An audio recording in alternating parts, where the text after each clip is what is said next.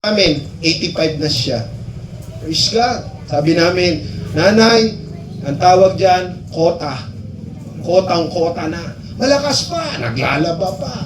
Naglalakad, papuntang church every day para mag-pray. Kaibigan, sabi ng World Life Expectancy, gaano daw katagal ang buhay ng tao sa ngayon? 2026, 71.95 on the average. Kaya nga ang age of retirement, 60. Kasi alam ng mga tao, konti na lang itatagal ng buhay niyan, hayaan mo na. Sa Amerika, 65 ang retirement age. Kaibigan, kung makakahalata tayo, ano ang nagpapababa o nagpapaiksi ng bilang ng buhay ng tao? Kasalanan. Kaibigan, si Brother RB makasalanan. Taga-riyan ako sa Ligtong 4, kami po may-ari ng pinakamalaking pasugalan. Bata pa lang po ako, sanay po ako sa sugal. Nung lumaki ako, susugal ako. Sa amin marami siga, binabanatan ako. Payat po ako talaga mula pa noon at maliit. Binebeltok-beltokan ako. Nung kami po ay malaki na, nambabanat na rin po kami. Ang nakakalungkot po ito, masama po si Brother RB. Sarili ko pong tatay, nabugbog ko po. Takot sa akin ng tatay ko. 7 kami magkakapatid. May ate ako. Lahat sila, napagbuhatan ko ng kamay. Ang hindi ko lang po nabugbog sa amin, nanay ko lang. Saka nakakita niya. Siyempre, kapitenyo tayo eh. Sabi nga, di ba? Hindi pwede padaig. Ngayon, kaibigan, iksi buhay. As much as we want to live, gusto natin makita yung apo mo, apo sa tuhod, apo sa talampakan, apo sa ingron. Amen. Ano ba sunod doon? Hindi na, kasi maiksi na ang buhay dahil sa kasalanan. Pero kaibigan, ang dala ko po mabuting balita. Huwag kayong mag-alala. Now, pangalawa, that we may apply our hearts to wisdom. Bakit kailangan daw bilangin? Ano ang ating matututunan dito? Ano ang karunungan na mapupulot natin dito? Unang bagay, kaibigan, sobrang iksi lang ng buhay. Sana magkaroon ka ng ganyang realization. Sabi ng talata kanina na binasa natin, ipaunawan nyo sa amin ang aming buhay na ay maiksi lang upang matuto kaming mamuhay ng may karunungan.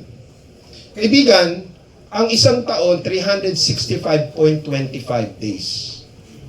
365 and 1/4. So that would be 0.25. Kung ikaw, kaibigan, ay halimbawa, mula nung pinanganak ka, nag-ipon ka ng piso kada araw. Piso. Palagay mo, marami ka ng pera? Umabot ka ng 100 years sa bundong ito. Ang naipon mo, mula nung pinanganak ka, piso-piso, ang naipon mo, 36,525 pesos. Malaki? 36,000. Hindi ka makabili motor yun eh, di ba no? Second hand, pwede. 36,000. E-bike. Ganun lang kakunti ang buhay. 100 years yun. 100 years. So maiksi ang buhay. Sabi ng 2 Peter 3:8, ito ay hindi sana mawawala sa inyong kaalaman, mga minamahal, na ang isang araw sa Panginoon ay tulad ng 1,000 mga tao sa tao.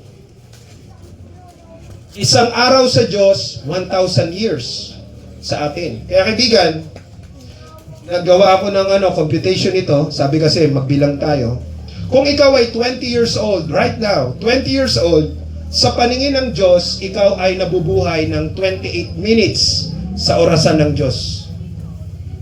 Kung ikaw ay 40 anyos, kagaya ko, sa orasan ng Diyos, ang nagugol mong buhay, 57 minutes. Wala pang isang oras, si Brother RB. Kung ikaw ngayon ay 60 years old, 60 anyos ka na, nabuhay ka na ng halos 1.5 oras sa relo ni Lord. At kung ikaw ay katulad ng aking aking kasama, 84 years old, turning 85, eksaktong 2 hours sa relo ng Diyos. So kanina, 900, naging 120, naging 70-80, ngayon, minuto na lang. Maiksik ang buhay, kaibigan. At sabi po ng mga ngaral, chapter 7, verses 1 to 4, ang malinis na pangalan ay mas mabuti kaysa mamahaling pabango, at ang araw ng kamatayan ay mas mabuti kaysa sa araw ng kapanganakan. Parang hindi ko maintindihan si Lord. Ang araw ng kamatayan ay mas mabuti kaysa araw ng kapanganakan. Mas mabuting pumunta sa namatayan kaysa sa isang handaan, dahil ang lahat ay mamamatay. Dapat ay lagi itong isipin ng mga buhay pa. Ang kalungkutan ay mas mabuti kaysa kaligayahan, dahil ang kalungkutan nakakatuwid ng buhay ng tao. Laging iniisip ng marunong ang kamatayan, pero ang hangal, ang laging iniisip ay kasiyahan. Gusto kong bigyan ng pansin yung, ang araw ng kamatayan ay mas mabuti kaysa sa araw ng kapanganakan. Paano nangyari yun? Balikan natin yung ating kwento kanina ng sundalo.